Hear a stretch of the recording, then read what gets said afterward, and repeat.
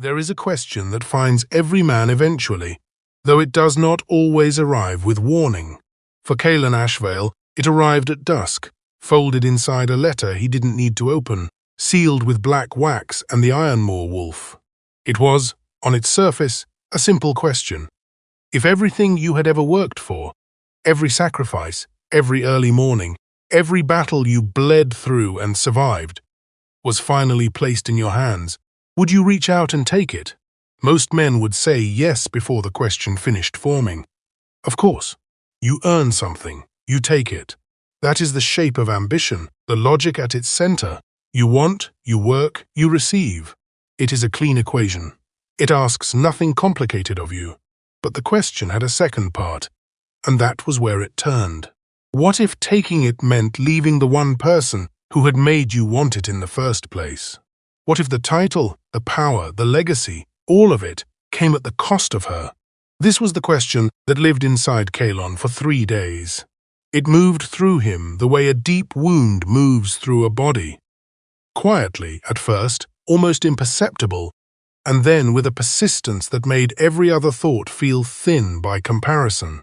He was the beta of the Ironmoor Pack, the most decorated warrior his pack had seen in 4 generations. A wolf who had been born for the alpha seat, the way a blade is made for its purpose.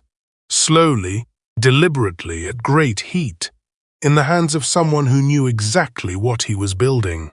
And there was Sera Dunne, a healer, a quiet woman with dirt under her fingernails and bundles of dried herbs hanging from her ceiling beams. A woman who had never asked to be loved by anyone, least of all a wolf like him, who had not looked for him, had not needed him, and had, over 18 months, become the only person in his world whose silence felt like rest rather than warning. He had 3 days to give his answer. 3 days to choose between everything he had been shaped to become and everything he had, without entirely meaning to, already chosen to be. What follows is not the version he told later. That version was trimmed and made sensible by distance and time. This is the version he lived. From the inside, where nothing was simple, and where the right answer and the hardest answer turned out to be, against all reason, the same thing. Subscribe and stay. The story is just beginning. The summons came at dusk, as Kaelon had known for weeks that it would. He had been sparring with 2 younger wolves in the training yard when the Alpha's messenger appeared at the gate. A boy, no older than 14, with wide eyes and a letter folded tight, sealed in black wax bearing the Ironmoor wolf. Kaelon took the letter without opening it. He already knew what it said. He had known the way you know a storm is coming before the sky changes color. By the feeling in the air, the quality of the silence, the way the elder wolves had been watching him cross the yard for weeks with something formed and patient in their eyes. There was a name already shaping itself in their mouths. Not Beta. Something heavier than that. Alpha. Kaelon Ashveil. Kaelon's father's oldest friend. The man who had taken Kaelon in and raised him after his parents died when he was 9, was dying. Not from a wound. Not from any battle that could have been avoided or won. From time. From the slow, dignified erosion of years that even the strongest wolves could not outrun forever. He had perhaps a season left, maybe 2, and he had chosen his successor with the same deliberate care he had brought to every decision in 30 years of leadership. The study was warm when Kaelon entered. Graydon sat behind the desk built from a fallen oak, the same desk where he had signed every treaty, every declaration, every letter of grief to a pack family who had lost someone under his watch. Tonight he looked smaller than usual, diminished in the shoulders, like a candle burning toward its end. But his eyes, pale grey, sharp as struck flint, had not changed at all. "Close the door," Graydon said. Kaelon did. He didn't sit, he never sat in this room. Graydon had never asked him to, and somehow that had calcified into law between them. "You know why you're here." "I have a guess." "Then don't make me say it like it's news." "It isn't." The fire popped. Outside, the training yard had gone quiet. The pack knew too. "The council has given their agreement." Graydon said. "The elder wolves have signed the document of succession. All that remains is your word. When do you need it?" 3 days. The naming ceremony is planned for the first evening of the new moon. If you accept, you stand before the pack at dusk and they recognize you. If you don't, he didn't finish. He didn't need to. Succession disputes in a pack like Ironmoor, 63 wolves, 3 satellite families, a contested border with the Fenwatch Pack to the north, didn't stay disputes for long. They became fractures. And fractures, in Kaelon's experience, became wars that nobody chose and everyone paid for. "You'll have my answer." He turned to leave. "Kaelon." He stopped. He did not turn around. "I know about the healer." The air in the room changed. Kaelon felt it change the way you feel a hand settle on your shoulder. The particular weight of something being named that had, until now, been carried in silence. "I've known for almost a year," Graydon continued, his voice careful and even. "The border village. The woman with the herb garden." I said nothing because it wasn't my place to say anything. But I'm saying it now, not as your alpha, as someone who has made this same choice before and knows what it costs to make it wrong. The pack cannot be led from 40 miles away. You understand that. Kaelon's jaw was tight. When he spoke, his voice came out measured. Controlled in the specific way that things are controlled when the alternative is worse. I understand. Good. Then you understand what I'm actually asking. He left without answering, which was, in itself, a kind of answer. The kind that a man gives when he has not yet decided whether he is being asked a question or handed a sentence. He rode through the night. Not because he was running from the conversation, though part of him was, and he was honest enough to acknowledge it, but because the only place his mind had ever learned to slow down was near her, near Sera, near the small stone cottage at the edge of Dunmoor village where the window was always lit past midnight, where she was always still working, grinding something in the mortar, reading by candlelight with her feet tucked under her and ink on the side of her hand. He had met her 18 months ago, a border patrol gone wrong, a rogue attack that left 2 of his wolves injured, and Kaelon himself with a deep gash across his ribs that wouldn't close cleanly in the cold. His pack's healer was 3 hours north. Dunmoor's was 40 minutes east. He had knocked on her door at 2 in the morning expecting an old woman. Most border village healers were old women. Sera Dunne was 27. She had opened the door with a candle in one hand, and a book she hadn't put down in the other, looked at the blood soaking through his shirt, looked at his face, not with alarm, not with the particular wariness people sometimes showed when they looked at him, and said, without any hesitation whatsoever, "Come in. Don't bleed on the rug. It's the only one I have." He had been a little in love with her since that exact sentence. He hadn't known it then, had mistaken it for something simpler, for gratitude, for the warmth of being unexpectedly cared for. He knew it now. Riding through the dark with the weight of 63 lives pressing against the inside of his ribs, headed toward the only light that still felt like something other than obligation. She hadn't known what he was, not that first night. She found out 6 weeks later, the way most people found out. By accident, in the worst possible way, on a full moon when he was 4 miles from her cottage, and the shift took him without warning. He had run. He had put distance between them and told himself it was kindness. That was the last she would see of him. It was better this way. She had shown up at his patrol post 2 weeks later, with a jar of something that smelled like pine resin and nettle, knocked twice, and said, when he opened the door in a state of stunned silence, "I did some reading. I have questions. Are you going to answer them, or stand there looking like you've seen a ghost?" That was Sera Dunne. She was not afraid of things simply because they defied easy explanation. She was afraid. She had told him once, quietly, in the way she said important things, as though they were almost incidental, only of things that were deliberately cruel. He had never once been cruel to her. He thought that might have been the beginning of it for her. He was less certain what the beginning had been for him. The rug, possibly. It was very likely the rug. He rode. The trees moved past him in the dark. The road to Dunmoor was one he knew so well by now that his horse found it without guidance, which left him nothing to do but think. Which was precisely what he had been doing since the letter arrived, and precisely what wasn't helping. He thought about her hands, about the particular attention she brought to everything she touched, about how she was the only person alive, in the pack or out of it, who had never looked at him and seen the beta, the title, the accumulated weight of what he was supposed to be. She looked at him and saw Kaelon, just Kaelon, the man who ate too fast and laughed too rarely, and who sometimes sat on her porch steps in the dark simply because the silence near her was the only silence that didn't feel like something was wrong. He reached Dunmoor just before dawn, the sky barely beginning to pale at the edges of the trees. Her light was still on. Of course it was. He didn't knock. He had stopped knocking months ago.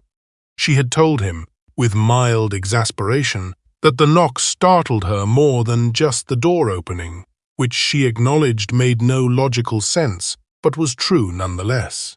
He pushed the door open quietly and stepped into the smell of wood smoke and dried lavender and the particular warm stillness of a room where someone had been working for a very long time. She was at the long table by the south window, 3 books open at different pages, a mortar with something dark pressed flat inside it, the remains of a meal she had clearly forgotten to finish. She looked up when he entered. No surprise, no alarm, no adjustment of expression, and took him in with the same calm she brought to everything. "You look terrible," she said. "Good morning. Did you ride through the night?" "Most of it." She stood without another word, moved to the iron stove, and began heating water. He sat in the chair nearest the door. His chair, in the way that things become yours in a place you keep returning to, until the question of ownership stops mattering. He watched her back, the deliberateness of her hands, the way she measured the dried leaves into the pot with the same precision she brought to everything, as though the world deserved to be handled with care. "Something happened," she said. "Not a question. Graydon called me in last night. Formal succession. 3 days. She didn't react right away. She kept her back to him, finished with the leaves, set the spoon down. The silence in the room was not empty. It had shape and weight to it, the way silences do when both people in them are thinking hard about what not to say. "That's what you've been waiting for," she said finally. "Yes, since before I knew you, since I was 12 years old." She turned then.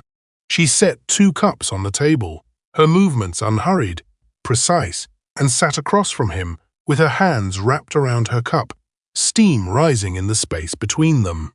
"Then you should accept it," she said. He looked at her. "Sera, don't say my name like I've said something wrong. I mean it. This is what you were built for. I've heard you talk about Ironmoor, about the pack, about how you want to lead it. That kind of clarity doesn't come from someone who doesn't care deeply. You should accept it." The water began to move in the pot. Accepting it means relocating, fully. The alpha of Ironmoor can't spend half his nights 40 miles away. "I know." Graydon made that very clear. "He's right to." Her voice was level, perfectly, painfully level.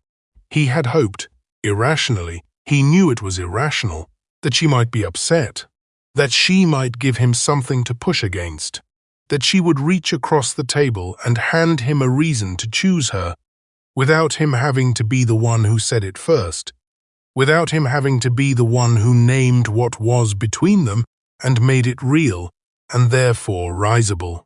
But that wasn't who Sera was.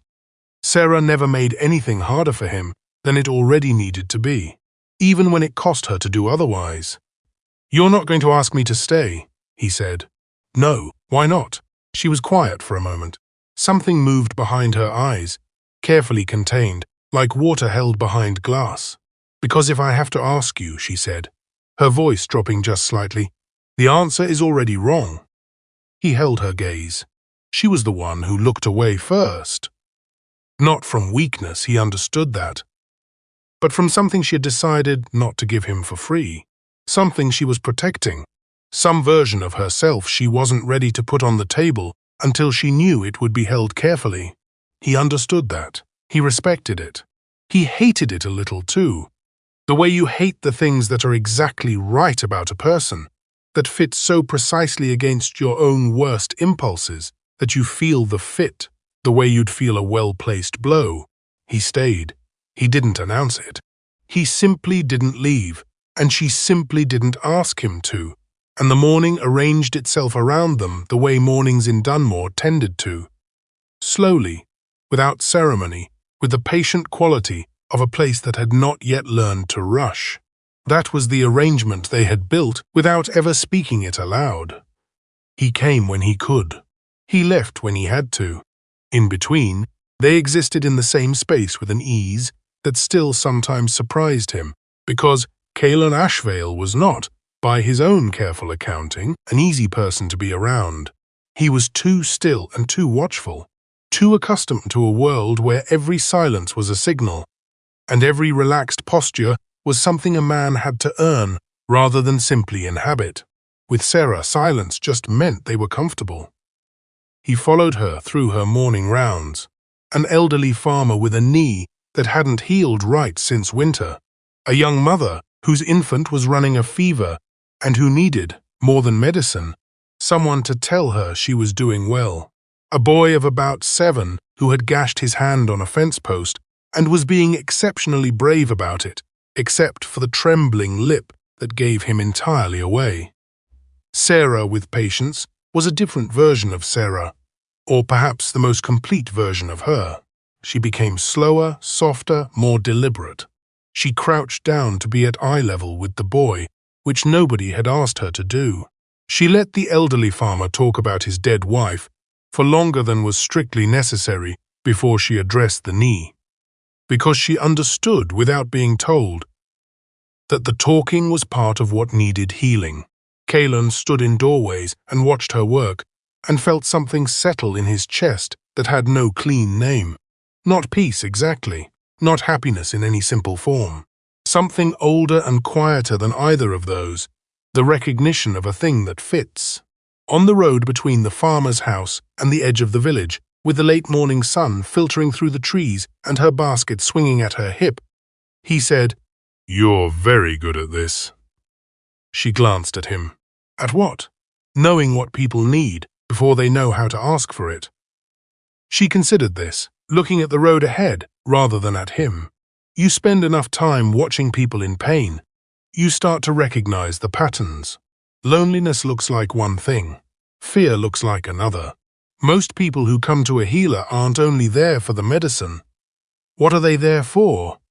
To be seen, to have someone look directly at them and not flinch away. He was quiet for a moment. Bird song and the soft percussion of their footsteps on packed earth. You've never flinched. Not once. Not even the first time you knew what I was. She lifted her shoulders slightly. Why would I? You're not frightening. I'm really not. You're very large, she said, with the particular even-handedness she applied to observable facts. And you scowl a great deal, and you have absolutely no idea how to ask for help, even when you visibly need it. But that's not frightening. That's just stubborn. He laughed.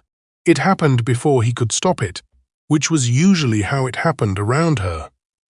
Laughter arriving before the part of him that managed his expression could get there first. She glanced up at him quickly, something shifting in her face. Something small and private. He caught it in the half-second before she controlled it and looked away. He kept it.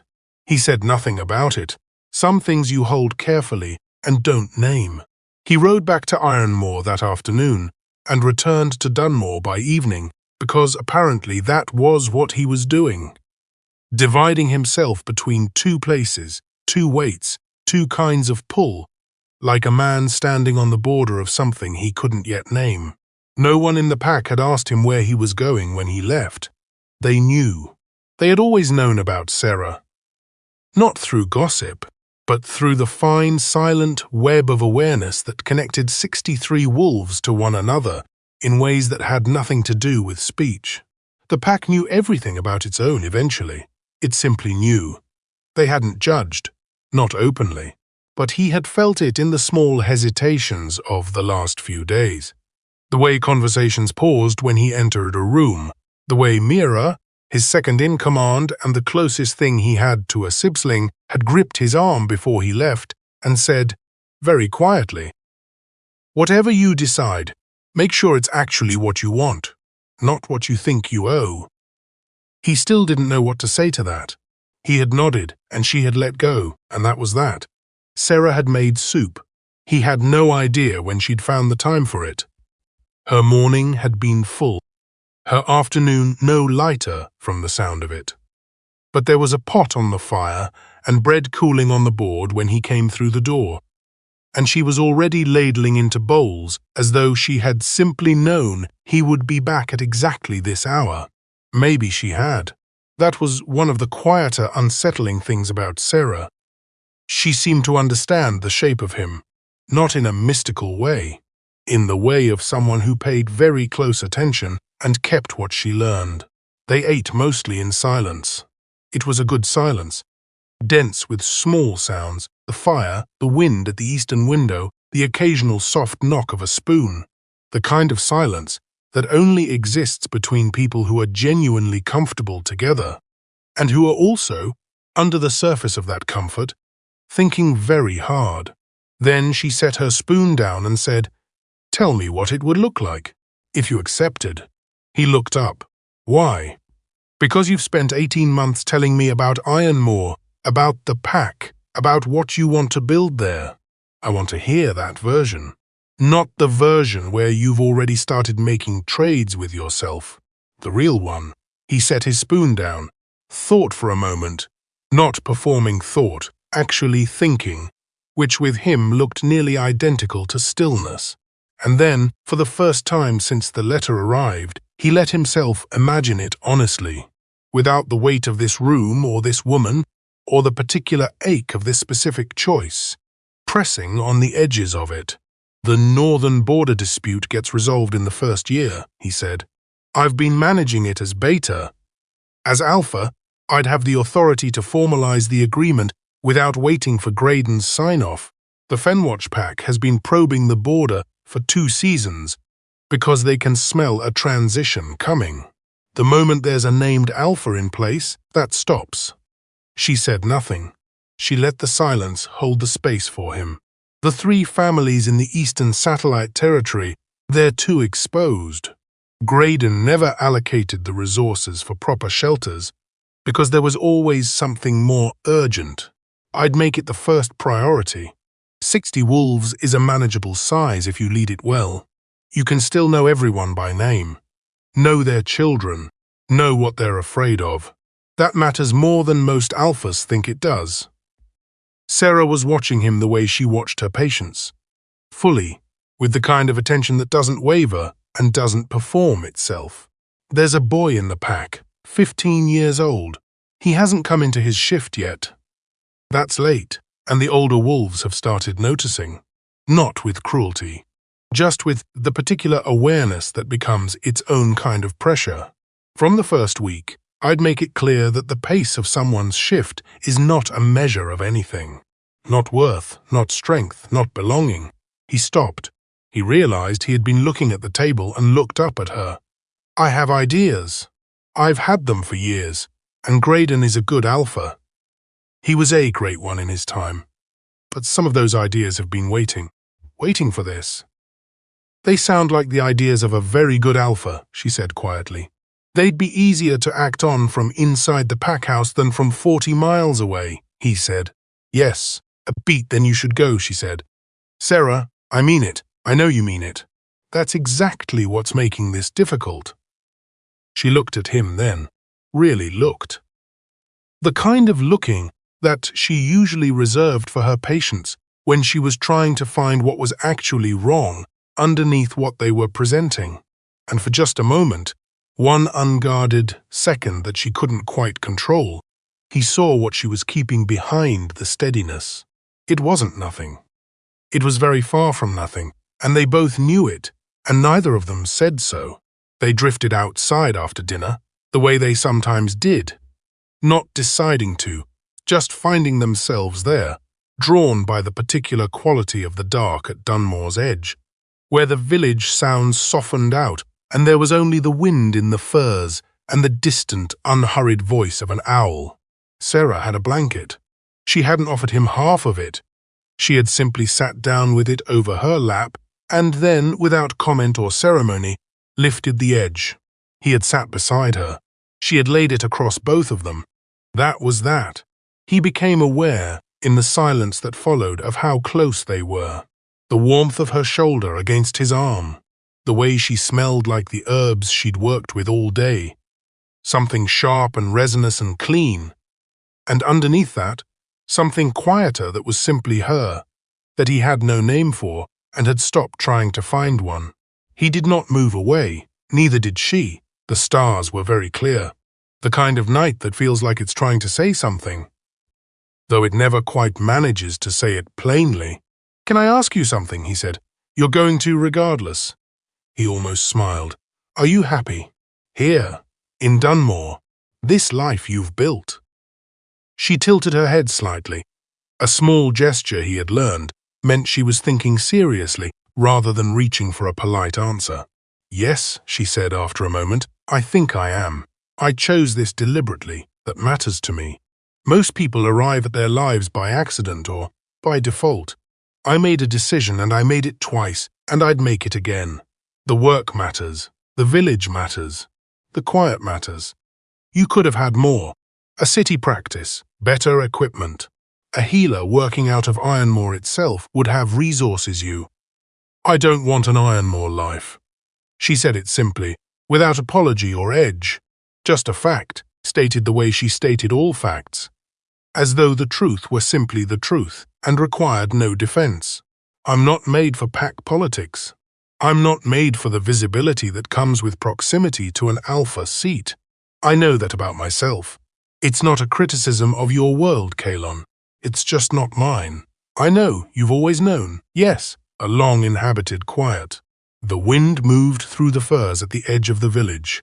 He sat with the weight of it, with the specific, contained ache of loving someone whose life is a different shape than yours, and who has chosen that shape deliberately, and who deserves to keep it. "What if I told you," he said carefully, "that I've thought about a version of this where the answer is different, where I don't accept, where I stay?" She went still beside him, not tense, still. The way she went still when something landed that she needed to receive properly. "I'd say that version frightens me more than the one where you leave," she said. "Why?" She looked at the tree line, her profile in the dark, the clean line of her jaw, the slight tension in the set of her mouth, the hands wrapped around the edge of the blanket in her lap.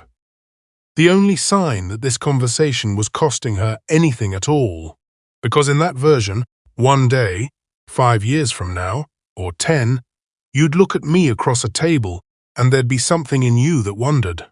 You wouldn't say it. You're not someone who says things like that. But the wondering would be there and I would feel it, the way you can always feel the thing a person isn't saying. And that would be worse than the goodbye, slower, quieter, and worse. You think I would regret you. I think you would never let yourself admit it, which is its own kind of cruelty. Unintentional, I know, but real. "You've thought about this," he said. "Of course I have. I've thought about nearly nothing else since you rode in yesterday, looking like a storm that hadn't broken yet." He almost smiled again. He was doing it more tonight than he usually did, which was not saying a great deal. But it was something, and he noticed it. "And in the version where I stay," he said, quieter now. "Not the distant one, right now, right here. What does that look like to you?" She was quiet for a long moment. He waited. He had learned, with her, that waiting was almost always worth it. "It looks like you," she said, very quietly, almost as though she hadn't meant to say it out loud. Something shifted in him, not dramatically. Nothing with Sera was ever dramatic, but irrevocably, the way a key turns in a lock that has been stiff for a long time. "It looks like this porch," she continued, her voice low and careful, as though she were setting down something fragile, "and the soup gone cold because we stayed outside too long. And you pretending you're not cold because you think I'll tell you to go inside." A pause. "It looks like what we already have, which is more than I expected, more than I thought I was allowed to want." The last sentence landed in the silence between them, and he let it rest there. He didn't rush toward it. He didn't name it too quickly and thereby diminish it. Then he said, "Sera, look at me." She turned. Their faces were very close in the dark. "I need you to understand something. When I rode here last night, it wasn't because I needed more time to think. I already knew what I wanted. I came because I needed to hear whether you would tell me to take it. Because if you'd sat across that table this morning and told me to accept with the same certainty you've told me everything else, I would have. I would have gone back to Ironmoor and become a very good alpha who visited a border village when the pack didn't need him." She was very still. "And I need you to understand that a very good alpha who visited when the pack didn't need him is not what Graydon spent 30 years building toward. It's not what 63 wolves deserve. It's not what that boy, the one waiting for his shift, deserves." "No," she said, quiet and certain. "It isn't. But I also need you to understand that when I imagine the version where I take it and leave you here, I don't feel what I thought I would feel. I don't feel the completion of something I've been building toward since I was 12 years old. I feel like a man who chose a title over the only person who has ever." He stopped. His voice had gotten quieter. He found his way back to it. "Who has ever looked at me like I'm something worth looking at? Not the beta, not the next alpha. Just me, just whatever I actually am." Neither of them spoke. The wind moved through the trees. The owl called once, far off, and fell silent. Then Sera reached over very carefully and placed her hand over his where it rested on the step between them. She didn't say anything. She just left it there. And that was enough. It was, in fact, more than enough. It was the answer to a question he hadn't known how to ask. He didn't sleep. He lay in the small back room she had made up for him. A narrow bed, a window that looked out at the herb garden, the ghost of lavender in the walls, and stared at the ceiling while the darkness went through its slow changes. The deep black of deep night, the softer black that precedes morning, the first thin grey that meant the birds were about to start. He got up before they did and went into the woods. He ran. Long, hard strides through the dark between the trees, the cold air sharp in his lungs, his feet finding the ground the way they always had. Surely, without hesitation, as though the earth itself had learned the particular weight of him. He ran until his mind stopped arguing with itself and started simply moving with his body, which had always been smarter about certain things. He thought about Graydon. The desk built from a fallen oak. The pale grey eyes that had watched him grow from a grieving 9-year-old into whatever he had become. 30 years of careful leadership, the deliberate, patient work of building something that outlasted you. He thought about the pack, 63 wolves, living inside the web of loyalty and proximity and mutual obligation that made a pack different from a collection of individuals.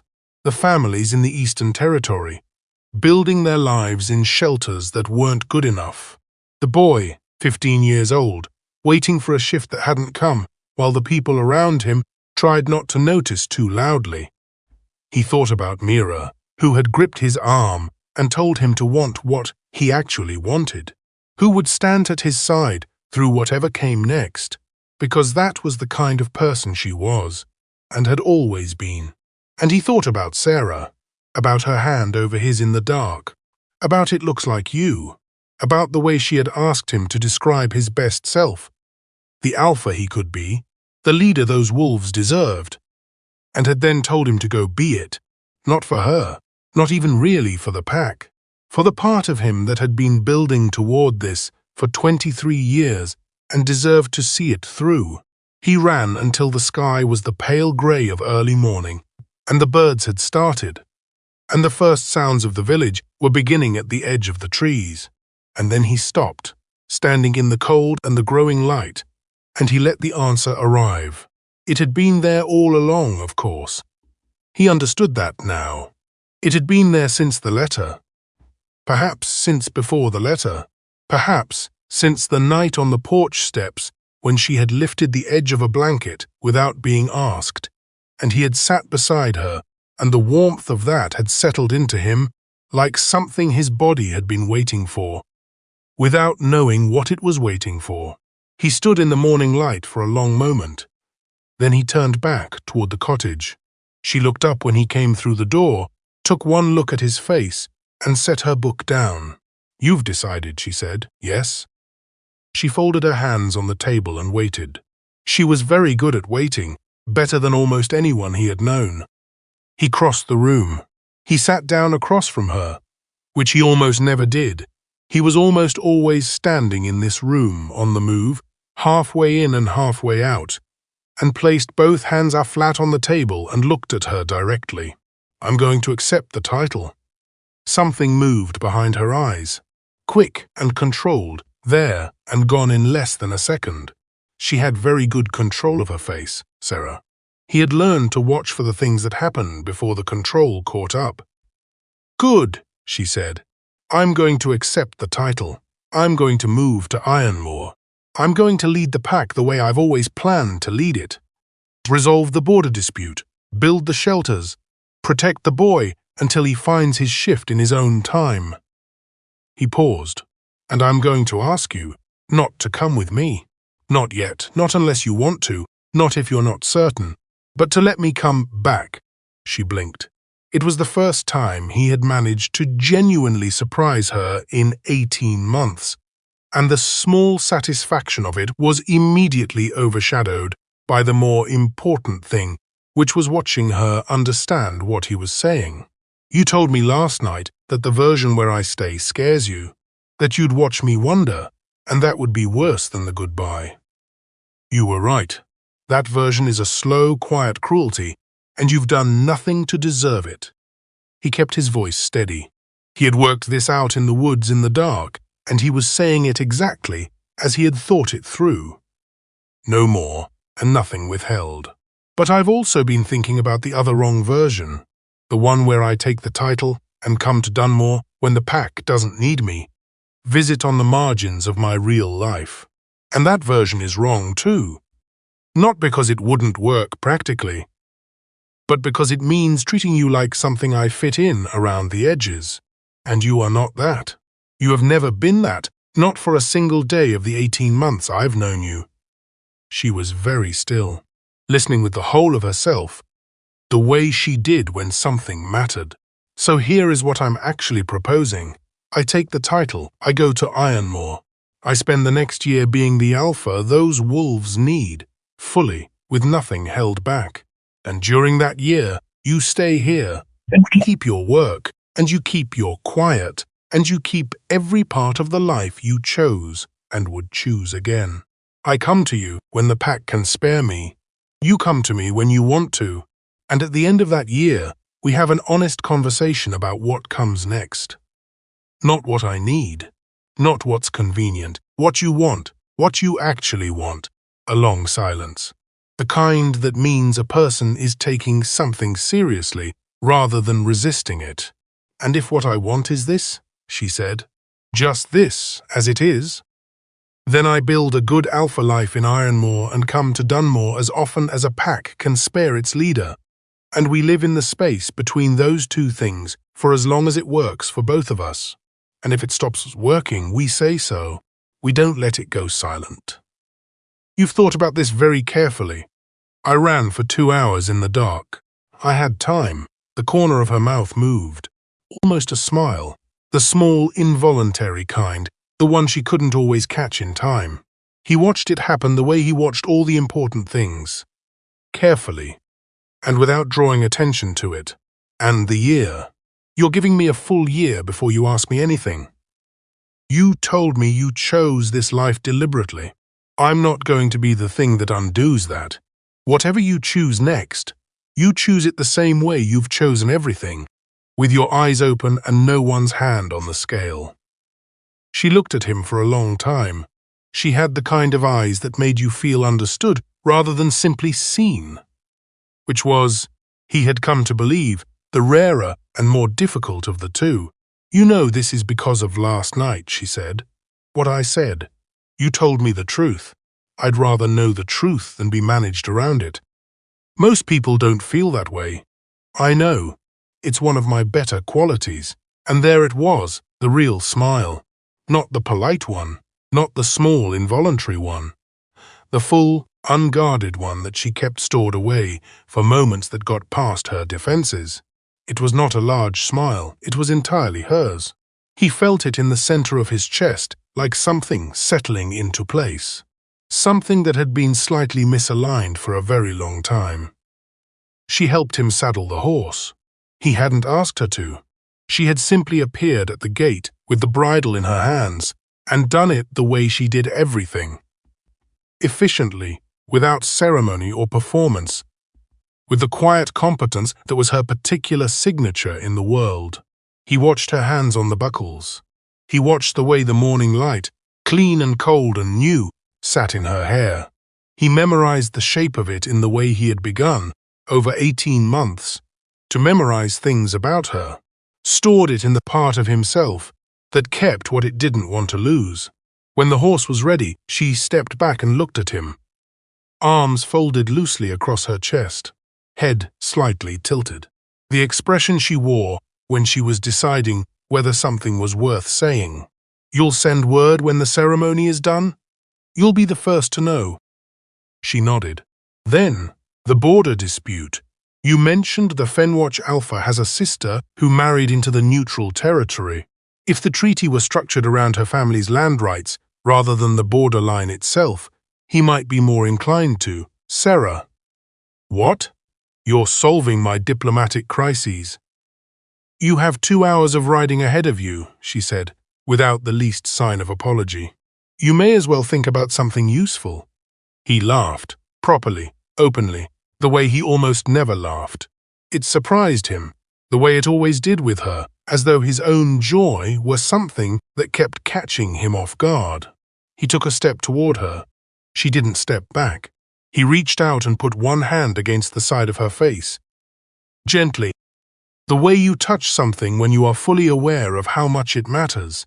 And she let him. Her eyes stayed open and on his. "A year," he said. "A year," she said back equally. "And you'll tell me honestly, whatever you want."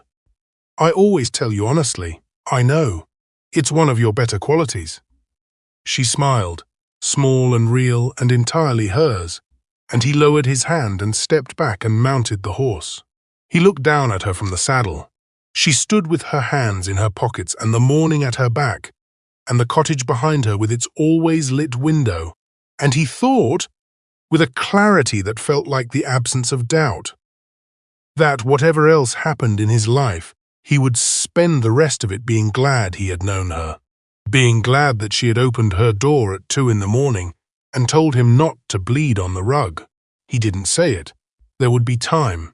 He was an alpha now, or he would be in 3 days. He had learned to be patient with important things. He rode. She stood at the gate and watched him until the road bent and the trees took him, and then he was gone. She stood there a moment longer, in the morning quiet, and then she turned back to her cottage, her herb garden, her books, her patience, her life, which she had chosen deliberately and would choose again. The only thing different, as she pushed open the door and stepped back into the warmth, was the small and certain warmth she also carried in her chest. The kind that had moved in quietly, sometime in the last 18 months, and shown absolutely no sign of being interested in leaving. The new moon rose on the 3rd night without a trace of light in the sky. The Ironmoor Pack gathered at the great fire circle at the heart of their territory, all 63 wolves. The satellite families included the elder wolves who had known 3 alphas before this one and who stood now with the gravity of people who understood what it meant to witness something that would outlast them. They stood in a ring, shoulder to shoulder, silent in the particular way. Wolves went silent at a naming ceremony. Not empty silence, full silence, the kind that holds something. Graydon stood at the northern edge of the circle. His body was diminished, smaller than it had been even a year ago, the slow erasure of time working on him with its patient indifference. But his presence was not diminished at all. He spoke the old words of succession, the way they had been spoken for generations. In the language that predated the common tongue, that lived only in the mouths of pack elders, and in the deep memory of those who had stood in circles like this one before. Kaelon stood in the center of the ring, in the grey of Ironmoor ceremony, his hands at his sides. His face was still. Inside him was something he hadn't quite expected. Not the solemn pride he had anticipated, not the weight of arrival, but a kind of quietness, a settling. The specific peace of a man who has made the right decision and knows it, who has arrived at the thing he was always moving toward and found that it is, in fact, where he was supposed to be. Graydon finished the old words and looked at him. Kaelon spoke his acceptance. 4 words, the same 4 words that had been spoken in this circle for 200 years, in the language that existed for exactly this moment, and no other, the pack answered. Not in words. In sound, a single low resonant acknowledgement that rose from 63 chests simultaneously, moved through the cold night air, and went somewhere older than any of them. He felt it in his sternum. He felt it in his bones. This was what it meant to be recognized. Not by a title or a document, by the pack itself, by 63 bodies saying, yes, this one. We choose this one. Mira caught his eye across the fire. She gave him the smallest nod, economical, certain, completely hers. He gave it back. Graydon placed one hand on his shoulder. When he spoke, his voice was very quiet, pitched only for Kaelon. Your father would have been very proud. Kaelon said nothing. He put his hand over the old alphas and held it there for a moment. That was all. Some things are said that way, 40 miles away. Sera sat at her table with a book she hadn't meaningfully read in an hour. There was a letter beside her.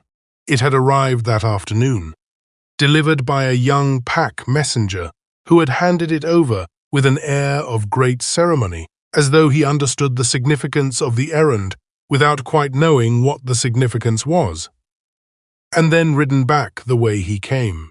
The letter was brief, 5 sentences. He had never been a man who used more words than the thing required. She had read it 6 times. The last line said, I'll be on the road to Dunmoor on the morning of the 3rd week. I'm told the healer there makes a soup worth riding 40 miles for. I'd like to find out if that's true. She folded the letter carefully, put it in the box she kept for things she wanted to keep, things she had chosen. The box was not full, but it was not empty either. Then she turned back to her book, and this time she actually read it, or mostly read it, except for the small warm distraction that had taken up residence in her chest and kept interrupting her concentration. Outside, the new moon hung over the border between 2 different worlds, invisible and full of its own particular kind of promise. He turned down the alpha title. That was what people would say afterward. The wolves who weren't there, the ones who received the story second-hand, already shaped by distance into something cleaner and more instructive than the truth. Did you hear about the beta of Ironmoor? Turned down the alpha title. Stayed for a girl in a border village. Said it wasn't worth it. That was not what happened. What actually happened was this.